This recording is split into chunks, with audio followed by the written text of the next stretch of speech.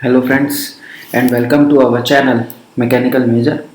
आज हम जिस टॉपिक को पढ़ने वाले हैं वो इतना इम्पॉर्टेंट टॉपिक है कि आप अगर यदि छोड़ के इसको जाएंगे तो निश्चित रूप से आपके एक क्वेश्चन नहीं बनेगा।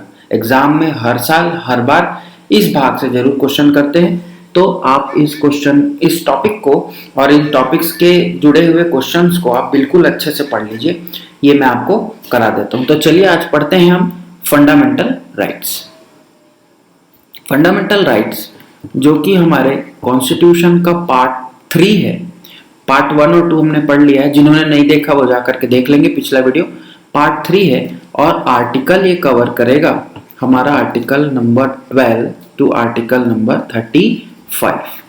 सी आपको लग रहा होगा कि इतने सारे आर्टिकल को हम कैसे पढ़ें, बट आपको सभी आर्टिकल्स नहीं पढ़ने। धीरे धीरे एक दो रीडिंग में आप आराम से इन आर्टिकल्स को पढ़ लेंगे और वीडियो में मैं आपको कुछ ऐसी चीजें भी बताऊंगा।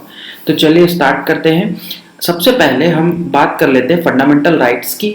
तो ये ऐसे राइट्स हैं, they are the basic rights और the fundamental rights which are given to the Indian citizen. मतलब ये भारतीय नागरिकों को और कुछ विदेशी नागरिकों को भी प्राप्त कुछ ऐसे अधिकार हैं जो उन्हें क्या मिल जाते हैं, जो उन्हें प्राप्त हो जाते हैं जैसे ही वह जन्म लेता है या जैसे ही वह भारत में प्रवेश करता है। अगर फॉरेनर है तो वो इंडिया में आएगा। ये उनके सोशल, कल्चरल और एजुकेशनल और आप बोल सकते हैं मॉरल एक्सेट्रा इसको कवर करता है। इसीलिए इन्हें फंडामेंटल राइट्स की संज्ञा दी गई है।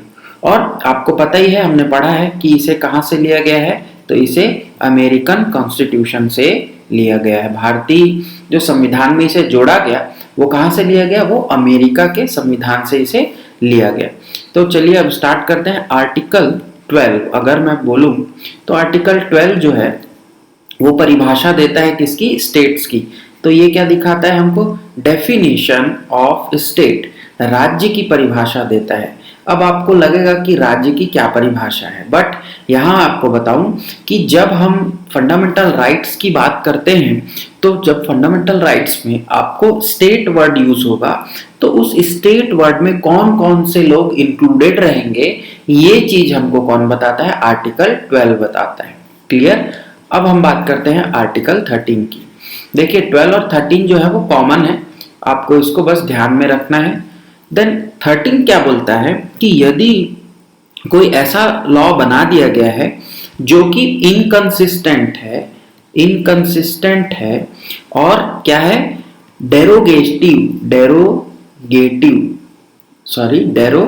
इसको हम कट करते हैं, डेरोगेटिव टू द फंडामेंटल राइट्स, मतलब विरोधाभासी है और फंडामेंटल राइट्स के साथ ही साथ वो लागू नहीं किया जा सकता या उसका क्या कर रहा है, वो विरोध कर रहा है। तो ऐसे जो भी लॉ होंगे वो क्या हो जाएंगे, वॉइड घोषित हो जाएंगे, मतलब वो क्या कर दिया जाएंगे, शून्य उन्हें माना जाएगा। ये है आर्टिकल 13 और इसी के तहत हम डिफाइन करते हैं जुडिशियल रिव्यू। हमने पढ़ा था न्यायिक पुनरावलोकन, जो कहां से लिया गया है, अगेन अमेरिकन कॉन्स्टिट्यूशन से लिया गया है। इसी के तहत डिफाइन करते हैं। बट आपको याद रखना है कि यहाँ पर आर्टिकल 13 में कहीं पर भी जुडिशियल रिव्यू शब्द इस्तेमाल नहीं किया गया है, इवन संविधान में भी कहीं नहीं लिखा गया है। तो ये चीज आप याद रखेंगे। देन हम चलते हैं हमारे जो फंडामेंटल राइट्स हैं। तो इसमें जो सबसे पहला राइट है वो है राइट टू इक्वालिटी, समानता का अधिकार। ये कहां से कहां तक है, तो ये रहेगा हमारा आर्टिकल नंबर 14 से लेकर आर्टिकल नंबर 18 तक। ठीक है। तो समानता का अधिकार सबसे पहले देखते हैं। तो इसके तहत आर्टिकल 14 में ये बोलता है कि इक्वालिटी का मतलब होता है समानता। तो स्टेट जो होगा, देखिए स्टेट यहाँ शब्द आया, state shall not discriminate on to any person that is equality before law. State जो है वो क्या नहीं करेगा, किसी भी व्यक्ति के प्रति क्या करेगा, समान भाव लेकर के काम करेगा। मतलब इसका जो शॉर्ट फॉर्म हम अगर बोले तो इक्वालिटी बिफोर लॉ और इक्वल प्रोटेक्शन ऑफ लॉ, विधि का, इसका हिंदी अगर मैं करूं तो विधि के समक्ष समता या विधि का समान संरक्षण, ये दोनों होगा। मतलब भारत में रह रहे सभी लोगों को न्यायिक रूप से या विधि के नजर से देखें तो वो क्या होंगे, सारे बराबर होंगे और सभी लोगों को मिल करके और राज्य को मिल करके विधि का संरक्षण भी करना है। कोई भी कानून बनेगा उसको संरक्षित भी रखना है, ये आर्टिकल 14 बोलता है। बस इतना याद रखेंगे आप। आर्टिकल 15 में अगर जाऊं, इस पर तो मूवी भी बनी है, आप लोग देखे होंगे जरूर। इसमें लिखा गया है कि state shall not discriminate on the grounds of सबसे पहले बोलता है ये कास्ट, रिलीजन, रेस, सेक्स और प्लेस ऑफ बर्थ।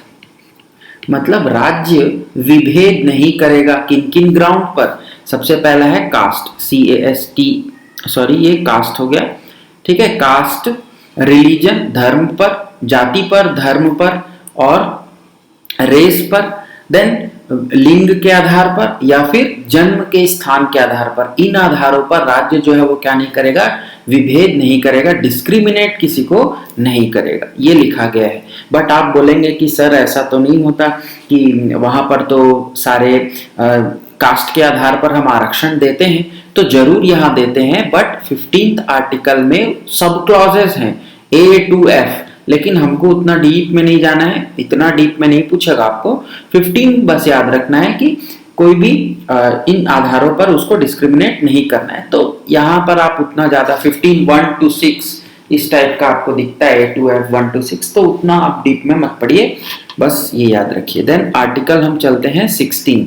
आर्टिकल 16 बहुत ही इजी है, बहुत अच्छा आर्टिकल है। ये बोलता है कि equality of opportunity for all citizens in matters of employment, in the matters of employment. आप समझ गए होंगे, एम्प्लॉयमेंट मतलब राज्य जो है वो क्या करेगा, सभी को समान रूप से क्या करेगा, अवसर प्रदान करेगा। और कहां पर, जब हम नौकरी की बात करें, एम्प्लॉयमेंट और अपॉइंटमेंट है ना, नियुक्तियों पर और नौकरियों पर। बट ऐसा होता है, बिल्कुल नहीं होता। यहाँ पर एग्जेम्पशंस हैं। एग्जेम्पशंस क्या है कि अगर संसद चाहे तो इस पर क्या कर सकती है, किसी विशेष परिस्थिति में किसी विशेष भाग को क्या कर सकती है, आरक्षित कर सकती है। तो यहाँ पर भी एक्सेप्शन आपको दिखेगा आर्टिकल 16 में, ठीक है। क्योंकि अगर ऐसा होता तो जो आपकी एम्प्लॉयमेंट निकलती है, जैसे मान लीजिए आपके SSC की एम्प्लॉयमेंट निकली तो 100 सीट थी उसमें, तो 100 सीट में क्या होता, आपका 1 to 100 रैंक जिनका भी आता वो डायरेक्ट इसमें सेलेक्ट हो जाते हैं based on the merit. But अभी क्या होता है, 1 to 100 तक नहीं जाता, ये चला जाता है 1000 तक। क्यों जाता है, क्योंकि ST, SCs, OBCs, then other जो भी इसके क्लासेस बनाए गए हैं, उन क्लासेस के आधार पर सीट्स जो है वो बटी हुई है। तो इक्वालिटी ऑफ अपॉर्चुनिटी हुआ क्या, बिल्कुल नहीं हुआ। बट यहाँ पर एक्सेप्शन है। तो आप इस बातों को, जो कंट्रोवर्शियल चीजें हैं उनको छोड़ देंगे, बस थोड़ा सा आप इतने ही पढ़ेंगे क्योंकि आपके सिलेबस में इतना डीप में नहीं है। देन अगेन यहाँ 1 to 6 आपको दिखेगा। यहाँ अभी अमेंडमेंट हुआ है रिसेंटली, 102nd अमेंडमेंट, वहां पर चेंज किया गया है। यहाँ वीकर सेक्शन EWS कैटेगरी बनाई गई है, इकोनॉमिकली वीकर सेक्शन 10% उनको भी दिया गया है। तो ये सारा चीज जो है वो उतना डीप में नहीं पूछना है, अमेंडमेंट्स में आपको मैं जरूर ये करा दूंगा। देन हम चलते हैं आर्टिकल 17 की ओर। Article 17 is nothing but it abolishes untouchability. It abolishes untouchability. Untouchability आपने सुना होगा। अनटचेबिलिटी का मतलब क्या होता है, अस्पृश्यता। जैसे पहले के जमाने में, या आपने बुक्स में पढ़ा होगा, हिस्ट्री की बुक में, कि कुछ एक वर्ग होते थे, उनको गांव में अलाउ नहीं किया जाता था, उनको सारे फंक्शंस में अलाउ नहीं किया जाता था, मंदिरों में उनका प्रवेश निषेध था। इस टाइप की अनटचेबल प्रैक्टिसेस पहले चलती थी, उनको ये क्या करता है, एबॉलिश करता है। मतलब यहाँ अस्पृश्यता का अंत बोलता है। ये भी एक तरह से क्या है, समानता है। देन हम चलते हैं आर्टिकल 18। ये बोलता है एबॉलिशन ऑफ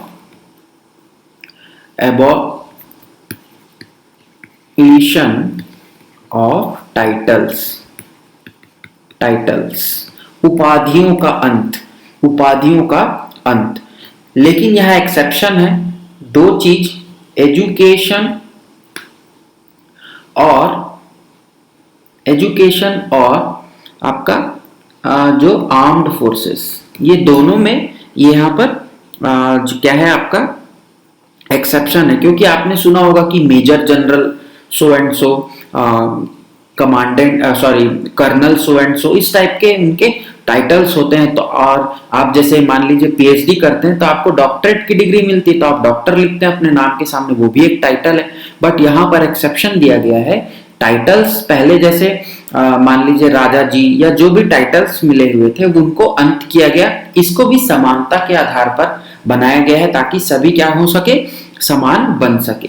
तो इस टाइप के, लेकिन यहाँ एक्सेप्शन है, एजुकेशन और आर्म्ड फोर्सेस को यहाँ पर छूट दी गई है, वो अपने टाइटल्स यूज कर सकते हैं। तो 14 to 18 आर्टिकल आपने देखा, ये था राइट टू इक्वालिटी। अब हम चलेंगे राइट टू फ्रीडम। बहुत ही इंपॉर्टेंट है, क्वेश्चंस यहां से बिल्कुल बनते हैं। यही चलेगा आपका आर्टिकल 19 to 22, 19 से 22। तो सबसे पहला जो इसमें आर्टिकल है वो है आर्टिकल 19। बहुत ही फेमस आर्टिकल है, आप सबको पता भी होगा, इसमें मैं बहुत ज्यादा नहीं बोलूंगा। आर्टिकल 19 क्या बोलता है? आर्टिकल 19 बोलता है कि freedom of speech, expressions etcetera, मतलब अपने आप को एक्सप्रेस करने की, मतलब आपको वाक स्वातंत्र की बात ये करता है। लेकिन इसमें जो है 19A to 19F तक का आपको मिलेगा। अगर आप पढ़ेंगे A B C D E and F, और कभी कभार ये भी आ जाता है, तो इसमें जो है सबसे पहला जो है वो फ्रीडम ऑफ स्पीच है, देन फ्रीडम ऑफ असेंबली है, मतलब आप क्या कर सकते हैं, आप अपनी कोई भी एक असेंबली, एक मीटिंग कर सकते हैं, बट वो अनआर्म्ड होनी चाहिए। क्लियर है? देन क्या होगा, एसोसिएशन का फॉर्मेशन है, आप कोई भी संघ बना सकते हैं। देन आप क्या कर सकते हैं, मूव फ्रीली मूव, आप देश में कहीं पर भी भ्रमण कर सकते हैं, इससे आपको नहीं रोका गया। बट यहाँ पर भी थोड़े से एक्सेप्शंस हैं, जैसे आपके नॉर्थ ईस्ट वाला जो एरिया है, जहां पर क्या है, ILP अभी आप बहुत चर्चा में था, इनर लाइन परमिट, इन एरियाज पर और कुछ शेड्यूल्ड एरियाज पर आपको वहां पर ये वाला जो है एक्सेप्शनल नहीं लगता। देन आपका है रिसाइड एंड सेटल, आप देश के किसी भी जगह पे क्या कर सकते हैं, सेटल हो सकते हैं, रह सकते हैं, निवास कर सकते हैं। यहाँ पर भी कुछ एक्सेप्शंस है। देन एनी प्रोफेशन, कोई भी प्रोफेशन आप कर सकते हैं कहीं पर भी, वाणिज्य की स्वतंत्रता। तो ये जो है 1 2 3 4 5 6, ये ABCD E and F, ये आपके 6 आर्टिकल्स कवर होते हैं यहाँ आर्टिकल 19 के तहत। और ये वाला जो इसके बाद का जो आर्टिकल है, तो जो आर्टिकल 20 है हमारा, वो ये बोलता है कि कोई भी जो व्यक्ति है जिसे क्या किया गया है, एक्यूज किया गया है, संदिग्ध व्यक्ति है, जो चाहे वो सिटीजन हो या फॉरेनर हो, उसको 3 प्रोविजन यहाँ पर प्रोवाइड किए जाते हैं। इसका मतलब है कि कोई भी व्यक्ति, उसको किसी भी सजा के लिए, ऑफेंस के लिए क्या नहीं किया जा सकता, उसको जो सजा का प्रावधान वर्तमान में offence that is not included या not defined in the Indian penal code, IPC, CRPC, जिसमें भी जब तक वह सजा उसमें लिखी नहीं गई है तब तक उसे उस ऑफेंस के तहत जो सजा उसे नहीं दी जा सकती। इसको बोलते हैं no ex post facto law. Then second इसमें यह बोलता है कि नो डबल जियोपार्डी, एक ही पनिशमेंट को 2 बार, एक ही ऑफेंस के लिए, सेम ऑफेंस के लिए क्या नहीं कर सकते, उसको 2 बार सजा नहीं दी जा सकती, ट्वाइस इसको क्या नहीं दे सकते, पनिशमेंट नहीं दे सकते। और तीसरा ये बोलता है कि नो सेल्फ इंक्रिमिनेशन, मतलब किसी भी पर्सन को जो कि अक्यूज्ड बनाया गया है उसको अपने अगेंस्ट गवाही देने के लिए, विटनेस बनने के लिए बाध्य नहीं किया जा सकता। ये बोलता है आर्टिकल 20। क्लियर है? बट यहां पर भी एक एक्सेप्शन है, प्रिवेंटिव डिटेंशन, निवारक निरोध जो कानून बनते हैं वो यहाँ पर एक्सेप्शन है, अपवाद है। देन हम चलते हैं आर्टिकल 21 की तहत। आर्टिकल 21 ये भी बहुत अच्छा है। ये है प्रोटेक्शन अगेंस्ट लाइफ और पर्सनल लिबर्टी, मतलब प्राण एवं दैहिक स्वतंत्रता, राइट टू फ्रीडम या right to protection against life and personal liberty, प्राण एवं दैहिक स्वतंत्रता का अधिकार। मतलब इसका जो बोलने का मतलब ये है कि जो भी व्यक्ति होंगे उन्हें उनके क्या नहीं किया जा सकता, कानून के तहत उनके जीवन और उनके व्यक्तिगत स्वतंत्रता को नहीं छीना जा सकता।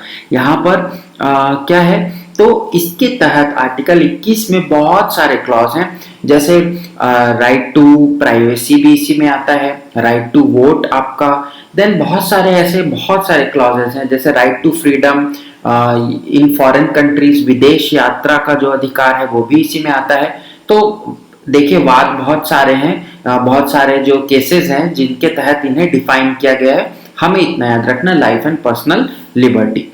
अब इसी का एक सब क्लॉज था जिसे जोड़ा गया था आर्टिकल 21A में, जो कि है राइट टू एजुकेशन। ये बहुत इंपॉर्टेंट क्वेश्चन है। RTE, राइट टू एजुकेशन जोड़ा गया, 21A के तहत इसे जोड़ा गया।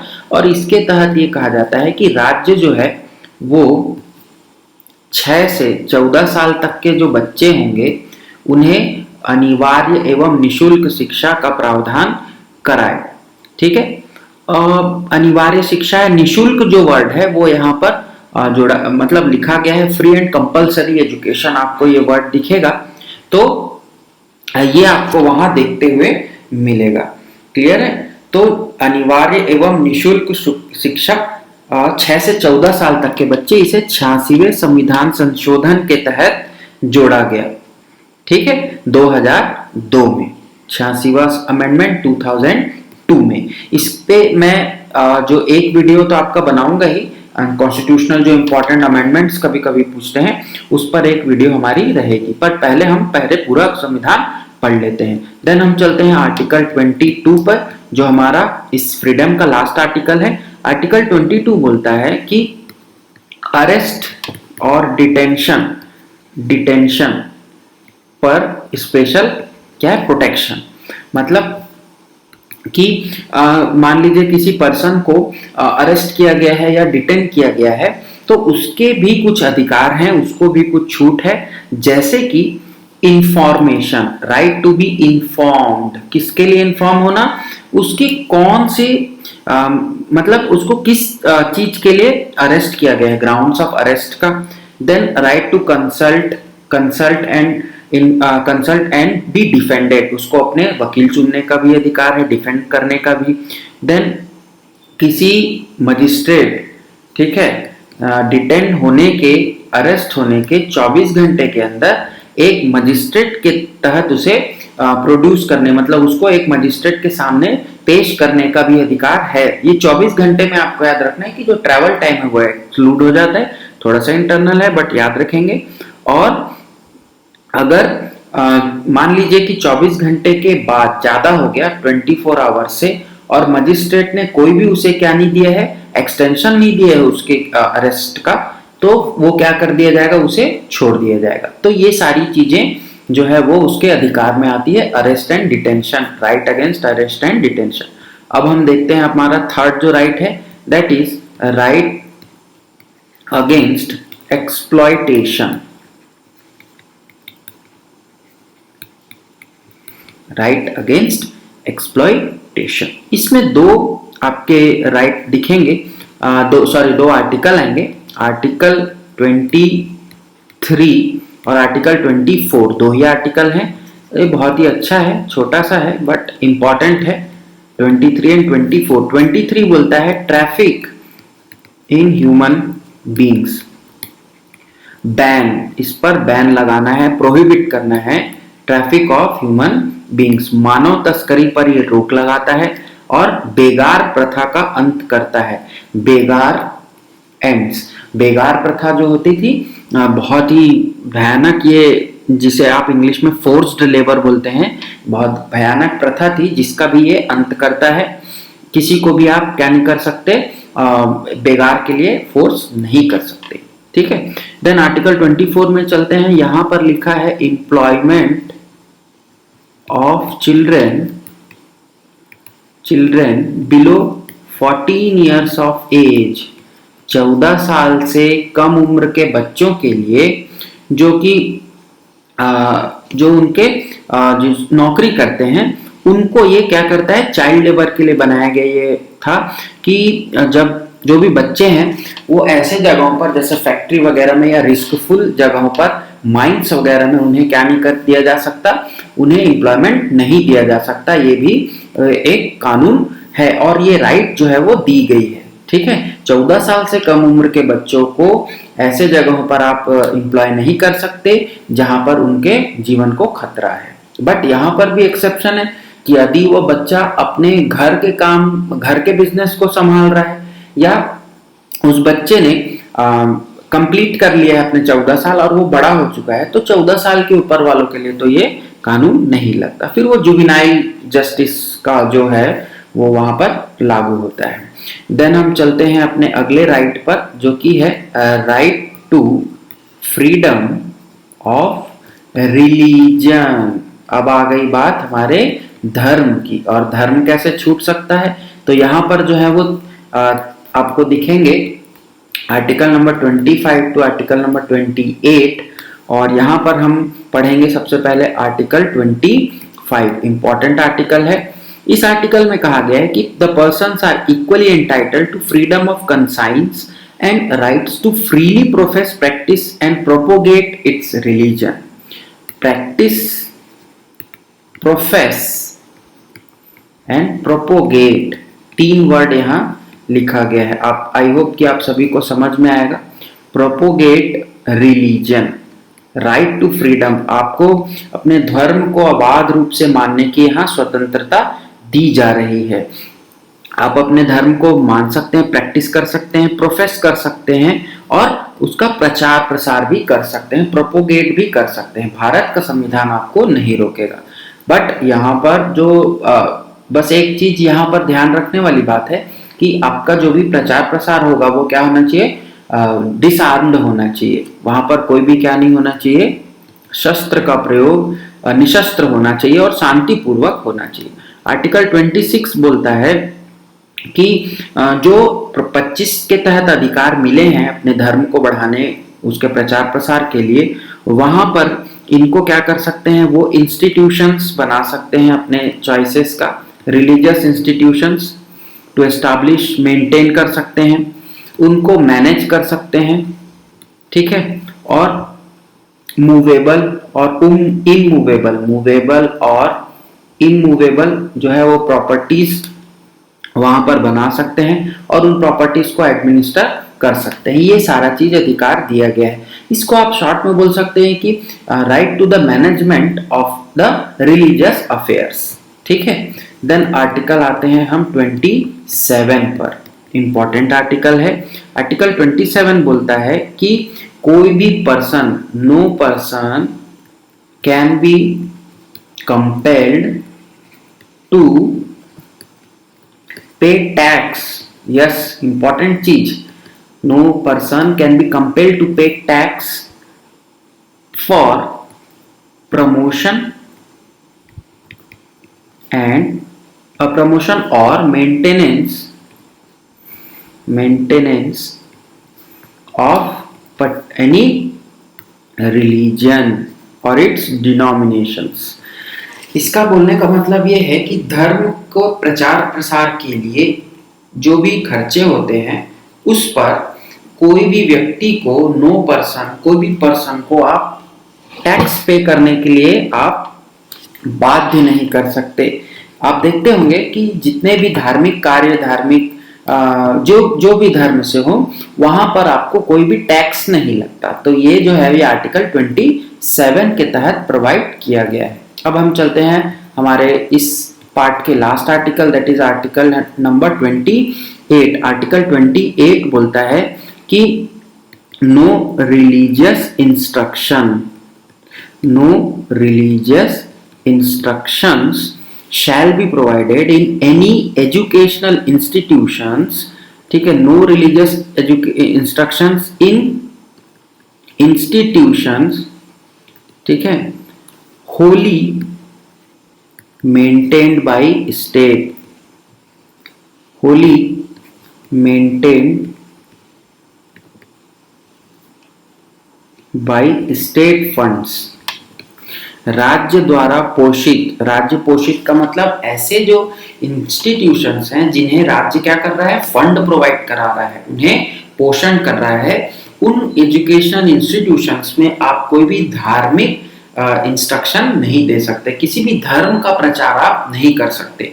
यहाँ पर जो अगर राज्य पूरा का पूरा उसको फंड कर रहा है तो बिल्कुल भी प्रावधान नहीं है, बट ऐसे इंस्टीट्यूशंस भी हैं जो कि किसी ट्रस्ट के तहत या किसी एंडोनमेंट के तहत बनाए गए हैं, वहां परमिटेड है, भले ही वो क्या हो रहे हैं, एडमिनिस्टर हो रहे हैं राज्यों से। क्लियर? और राज्य अगर किसी को रिकॉग्निशन देता है या फिर राज्य किसी इंस्टीट्यूट को क्या करता है, फंड प्रोवाइड करता है, फुल्ली जो है वो होली, यहाँ पर जो लिखा गया है 100%, इसका मतलब 100%। तो ये जो 100% वाला क्राइटेरिया है वहां पर ही ये नो रिलीजियस है, बाकी जगह आप कर सकते हैं। ठीक है, देन हम चलते हैं अपने अगले राइट की ओर, जो कि राइट है cultural and educational rights, cultural and educational rights. ये जो है वो हमारा आर्टिकल 29 एंड 30 कवर करेगा, दो इसमें भी हैं। तो चलिए देखते हैं आर्टिकल 29। आर्टिकल 29 बोलता है कि कोई भी ऐसा section, any section of the society और the citizens residing in the part of India has a distinct language, script और culture shall has the right to conserve, any section has the right to conserve अपने विशिष्ट भाषा, अपनी विशिष्ट संस्कृति, अपनी विशिष्ट लिपि को क्या कर सकता है, कोई भी ऐसा सेक्शन है, कोई भी ऐसा वर्ग है जो कि नागरिकों का, जो कि क्या है, अपनी भाषा, उनकी कुछ अपनी भाषा है, उनकी कुछ अपनी लिपि है, उनके कुछ अपनी रीति रिवाज हैं, वो क्या कर सकते हैं, उनको संभाल सकते हैं, उनको संजो सकते हैं, उनको संरक्षित कर सकते हैं। ये आर्टिकल 29 बोलता है। और आर्टिकल 30 क्या बोलता है? तो आर्टिकल 30 बोलता है कि जो भी माइनॉरिटीज हैं, माइनॉरिटीज अल्पसंख्यक जिन्हें आप बोलते हैं, वो क्या कर सकते हैं, अपनी एजुकेशनल इंस्टीट्यूशंस बना सकते हैं, एजुकेशनल इंस्टीट्यूशंस बना सकते हैं, एडमिनिस्टर कर सकते हैं, और उसको क्या करा सकते हैं, उस पर एड्स ले सकते हैं। ठीक है, और जो राज्य है उस पर ऐसे माइनॉरिटी वालों जो इंस्टीट्यूट्स होंगे उन पर क्या नहीं करेगा, डिस्क्रिमिनेट नहीं करेगा। ठीक है, वो हस्तक्षेप नहीं करेगा। एजुकेशनल इंस्टीट्यूशंस, लेकिन यहाँ याद रखना माइनॉरिटीज ओनली। अब माइनॉरिटी शब्द जो है वो किस आधार पर बोला गया है? तो भाषा, धर्म और भाषा के आधार पर ये माइनॉरिटी शब्द बोला गया है। क्लियर? भाषाई अल्पसंख्यक और धार्मिक अल्पसंख्यक को यहाँ पर जगह दी गई है। अब हम चलते हैं कुछ ऐसे भाग की ओर, आर्टिकल नंबर 31, और ये था right to property. Right to property, देखिए राइट टू प्रॉपर्टी जो थी वो हटा दी गई है। आर्टिकल 31 जो था वो मूल संविधान में जोड़ा गया था, बट इसे हटा दिया गया। इसको हिंदी में बोलते हैं संपत्ति का अधिकार, और ये अधिकार अब हटा दिया गया है, बट संविधान से नहीं हटा है, इसे केवल भाग 3 से हटाया गया है। ये अब फंडामेंटल राइट नहीं रहा। कब हटाया गया इसे? 44th अमेंडमेंट के तहत इसे हटाया गया 1972 8 में, और इसे कहाँ दे दिया गया जगह 300A में, जहां पर अब ये लीगल राइट, कॉन्स्टिट्यूशनल राइट के तहत अब बन चुका है। संपत्ति का अधिकार जो है वो फंडामेंटल राइट नहीं रहा। अब हम चलते हैं जो हमारा अगला कैटेगरी है, that is right to constitutional remedies. Most important question, यहां से क्वेश्चन 100% आएगा। संवैधानिक उपचार का अधिकार। अब देखिए आर्टिकल नंबर, केवल और केवल एक ही आर्टिकल है यहाँ, आर्टिकल 32। तो आर्टिकल 32 में ये बोला गया है कि भारत के सुप्रीम कोर्ट, सर्वोच्च न्यायालय को यह अधिकार है कि यदि कोई भी सिटीजन, कोई भी पार्टी, कोई भी ट्रस्ट, कोई भी हो, कोई भी इंडिविजुअल भी जाता है और वो अपने मूल अधिकार की रक्षा हेतु, मूल अधिकार के उनके संरक्षण हेतु ये अधिकार दिया गया है। किसको? सुप्रीम कोर्ट को दिया गया है कि वो किसी भी नागरिक के मूल अधिकारों की रक्षा कर सके। तो अब मूल अधिकारों की रक्षा करेगी तो उसे कुछ स्पेशल डायरेक्शंस मिलना चाहिए, ठीक है। तो डायरेक्शंस के लिए उन्हें क्या जारी करने का अधिकार होता है? रिट्स जारी करने का। इसे क्या पढ़ेंगे? रिट्स पढ़ेंगे, ठीक है। रिट्स जारी करने का अधिकार है, और यहाँ 5 प्रकार की रिट्स जारी की जाती है। किसके द्वारा? सुप्रीम कोर्ट के द्वारा। कौन सा आर्टिकल है? आर्टिकल 32 है। हम पढ़ेंगे हाई कोर्ट, जब हम राज्य पढ़ेंगे वहां पर भी इसको अधिकार दिया गया है, सेम अधिकार है, बट आर्टिकल 226 के तहत इसे दिया गया है, 226। आप देखेंगे कि दोनों के बीच में क्या समानता और क्या असमानताएं हैं, सुप्रीम कोर्ट क्या कर सकती है और हाई कोर्ट क्या कर सकती है, वहां पर बताऊंगा। अभी आपको पढ़ना है 5 टाइप्स ऑफ रिट्स। यहां से क्वेश्चन आया था भाई, तो आपको ध्यान से देखना है एक एक रिट को। सबसे पहला रिट है हीबियस कॉर्पस। हीबियस कॉर्पस, ये वर्ड जो है लैटिन वर्ड है, इसका मीनिंग मैं बताऊंगा। इसका मीनिंग है to have the body of, to have the body of. Habeas corpus, सशरीर उपस्थित करो। अब सशरीर उपस्थित करो किनको बोलेगा? तो कौन बोलेगा? सबसे पहली ये बात है तो कोर्ट बोलेगी। किसको बोलेगा? जिस पर्सन को क्या किया गया है? डिटेन किया गया है। किसके द्वारा डिटेन किया गया है? कोई भी कॉम्पिटिटिव अथॉरिटी के द्वारा। वो कोई भी आयोग हो सकता है, पुलिस बॉडी हो सकती है, या फिर सर्च बॉडी हो सकती है, कोई भी बॉडी हो सकती है जिनको यहाँ पर क्या किया गया था? डिटेन किया गया था। तो उनको क्या बोला जाता है कोर्ट के द्वारा कि हेबियस कॉर्पस का वहां रिट जारी की जाती है, और उसे बोला जाता है कि उसकी जो उसे सशरीर कोर्ट के समक्ष उपस्थित किया जाए। इसको प्राइवेट और पब्लिक अथॉरिटीज दोनों के लिए जारी किया जाता है। ये भी इंपॉर्टेंट है किसके लिए जारी किया जाता है।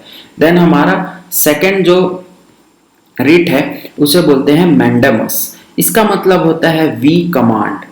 हिंदी में भी इसको मैं बता देता हूं, ये है बंदी प्रत्यक्षीकरण। हिंदी मीडियम वाले गुस्सा हो जाते हैं मेरे से कि आप इंग्लिश में ही बोलते हो, तो मैं हिंदी में भी बता देता हूं, बंदी प्रत्यक्षीकरण,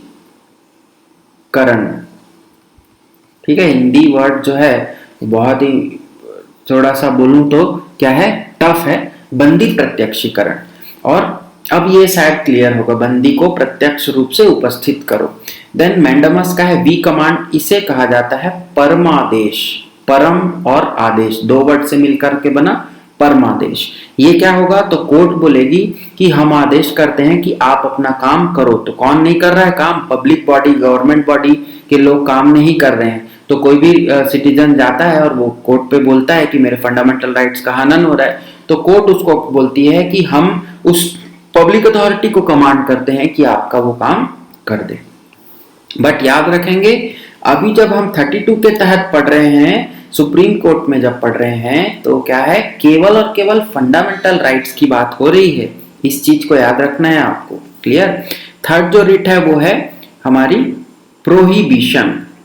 प्रोहिबिशन इसका मतलब होता है to forbid. To forbid, prohibition रोकना, निषेध, निषेध, ठीक है। प्रोहिबिट करना। और फोर्थ है सर्शियरी। सर्शियरी इसका मतलब है टू बी सर्टिफाइड। देखिए मैं ये दोनों को इसलिए रोक दिया, एक साथ बताऊंगा दोनों को। देखिए इसका जो हिंदी है वो मेरे को आप बताएंगे कमेंट सेक्शन में। मैं चाहता हूं कि एक काम आप जरूर करें अपने एंड पर, इसका जो सर्शरी का जो हिंदी है वो आप मुझे बताएंगे। बट मैं इसको एक्सप्लेन कर देता हूं। ये जो दो रिट है इन्हें हम लीगल रिट्स बोलते हैं। लीगल रिट्स मतलब न्यायिक रिट है ये। तो अब न्यायिक रिट है तो कौन जारी करेगा? ऑफ कोर्स न्यायालय ही जारी करेगा। बट किसको जारी करेगा? तो लोअर कोर्ट्स को, अपने से नीचे के न्यायालयों को जारी करेगा, या फिर ट्राइब्यूनल्स को भी कर सकता है।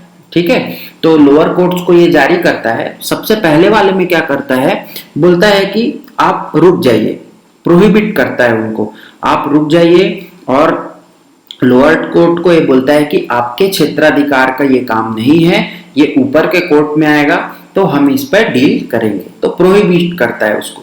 देन सर्शियरी का मतलब है कि टू बी सर्टिफाइड या टू बी इन्फॉर्म्ड आप बोल सकते हो, पूर्णतः सूचित करो। चलो मैं बता देता हूं हिंदी में भी, पूर्णतः सूचित करो इसका हिंदी वर्ड है। चलिए और आपको मिलेगा तो आप बताएंगे जरूर, बट इसका जो हिंदी वर्ड था वो मैं आपको बता दिया, पूर्णतः सूचित करो। लोअर कोर्ट को ये आदेश करता है हायर कोर्ट कि आप इस केस के बारे में जितनी भी डिटेल्स आपके पास है वो आप अपनी जो कार्रवाई है उसको रोक करके उस केस की डिटेल्स हमको फॉरवर्ड करो, और पूरा का पूरा जो है वो केस चला जाता है हायर कोर्ट को। तो इसीलिए ये दो रिट्स को क्या कहा गया है, न्यायिक रिट या लीगल रिट्स कहा गया है। यहाँ पर कहीं पर भी कोई भी पर्सन इन्वॉल्व नहीं है, पब्लिक अथॉरिटीज इन्वॉल्व नहीं है, केवल कोर्ट्स के लिए ऑर्डर है। और लास्ट जो रिट है वो है क्वो वारंटो। वर्ड से थोड़ा सा समझ में आ रहा होगा, क्वो और वारंटो। इसका है बाई व्हाट अथॉरिटी, किस अधिकार से। क्लियर है, बाई व्हाट अथॉरिटी। इसको हिंदी में बोलते हैं अधिकार प्रेक्षा। अधिकार प्रेक्षा,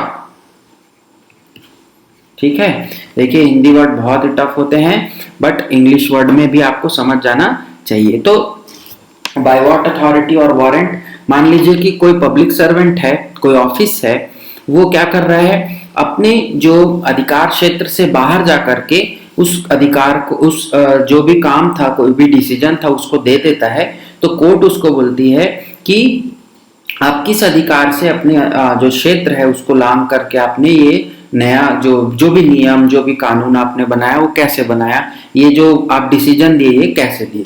ये जो है एक ऐसी रिट है, इसको याद रखना है, ये एक ऐसी रिट है कि कोई भी इसको कर सकता है। एनी पर्सन कैन फाइल, कोई भी लोग, मतलब जरूरी नहीं कि जो एग्रीव्ड पर्सन है, जो पीड़ित व्यक्ति है वही करे, लेकिन इसको जो है क्वो वारंटो को कोई भी व्यक्ति कर सकता है। बट ये जो चार रिट्स हमने दिखाई, इसको जो है करने के लिए आपको पीड़ित व्यक्ति या उसके तरफ से किसी को होना जरूरी होता है। बट क्वो वारंटो जो है वो ओपन है, वो कोई भी उसको अधिकार में बना सकता है। ठीक है, अब हम बात करेंगे जो हमारे बचे हुए 3 आर्टिकल हैं, आर्टिकल 33, आर्टिकल 34 एंड आर्टिकल 35। बहुत ही सिंपल वर्ड्स में बताऊंगा, डीप में नहीं जाऊंगा आपके पेपर के लिए। पार्लियामेंट ये क्या करती है, armed forces, paramilitary forces, police forces, intelligence agencies और ऐसे एनालॉगस जो भी फोर्सेस हैं उनके लिए ये क्या करती है, फंडामेंटल राइट्स को रिस्ट्रिक्ट करती है। क्या करती है, रिस्ट्रिक्ट करती है। भाई वो स्पेशल ड्यूटीज में लगे हुए हैं तो उनके जो मूल अधिकार हैं उनको क्या कर सकती है, पार्लियामेंट जो है वो रेस्ट्रिक्ट कर सकती है, उस पर नियंत्रण लगा सकती है और कुछ अधिकार उनके समाप्त भी कर सकती है। ठीक है, ये बस इतना सा सिंपल सा फंडा आपको याद रखना है। देन 34 बोलता है कि फंडामेंटल राइट्स के ऊपर क्या लगेगा, आपका रेस्ट्रिक्शन लगेगा जब fundamental rights will restrict when martial law is in effect. Martial law आपने सुना होगा, मार्शल कानून लगाया गया, तो मार्शल लॉ जब इफेक्ट में होगा तो क्या हो गए, फंडामेंटल राइट जो है वो क्या हो जाएंगे, निष्क्रिय हो जाएंगे, उन पर प्रतिबंध लगाया जाएगा। निष्क्रिय तो नहीं बोलेंगे, प्रतिबंध बोलेंगे उसको। आर्टिकल 35 बोलता है कि जो भी फंडामेंटल राइट्स हैं उस पर जो कानून बनाने का अधिकार है, लॉज मेकिंग या लॉ मेकिंग जो बॉडी होगी, लॉ मेकिंग जो राइट होगा वो किसका होगा, ऑब्वियसली पार्लियामेंट का होगा। मतलब संसद जो है वो फंडामेंटल राइट से, मूल अधिकार से रिलेटेड कोई भी कानून बना सकती है, और स्टेट्स के लेजिस्लेचर्स को, राज्यों की विधानसभाओं को ये अधिकार नहीं दिया गया है। ठीक है, लेकिन आपको याद रखना है यहां पर मार्शल लॉ मैंने आपको बताया, बट मार्शल लॉ कहीं पर भी डिफाइन नहीं किया गया है। कहाँ, हमारे संविधान में कहीं पर भी इसे डिफाइन नहीं किया गया है। तो ये था आपका फंडामेंटल राइट्स। अब एक छोटा सा टॉपिक और रह जाता है जिससे क्वेश्चन बन सकते हैं। मैं यहां लिखूंगा फंडामेंटल राइट्स ओनली अवेलेबल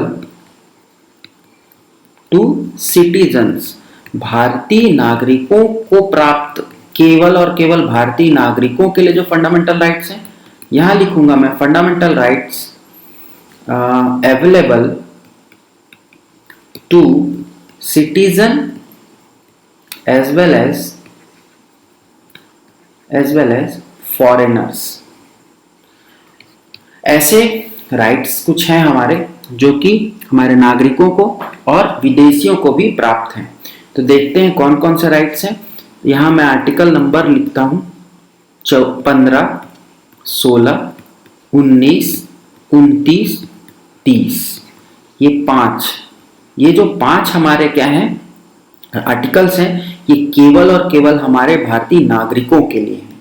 और इस तरफ अगर मैं लिखूं आर्टिकल 14, 20, 21, 21A, 22, 20, 23, देन 24, 25, 26, 27 एंड 28, ये जो हैं ये आपके क्या हैं, citizens as well as foreigners को भी, विदेशियों को भी प्राप्त है। आप इसको याद रखिएगा, इंपॉर्टेंट ये वाले हैं, पूरे ये वाले क्वेश्चन आपके बनते हैं, तो ये इंपॉर्टेंट है। तो मूल अधिकार के वाले इस वीडियो में आपके लिए इतना ही। इतने से आपके एक क्वेश्चन पक्का बनेगा, मैं आपको 100% गारंटी करता हूं। और नेक्स्ट वीडियो में हम पढ़ेंगे DPSP पार्ट 4। तो आप हमारे साथ यूं ही चैनल पर बने रहें, वीडियोस को लाइक, शेयर और सब्सक्राइब जरूर करें चैनल को, और आगे लेकर के हमारे इस चैनल को जाएं ताकि आपके जो और फ्रेंड्स हैं उनको भी ये पता चल सके। तो आज के इस वीडियो में इतना ही। Thanks for watching, thanks for joining, thank you very much.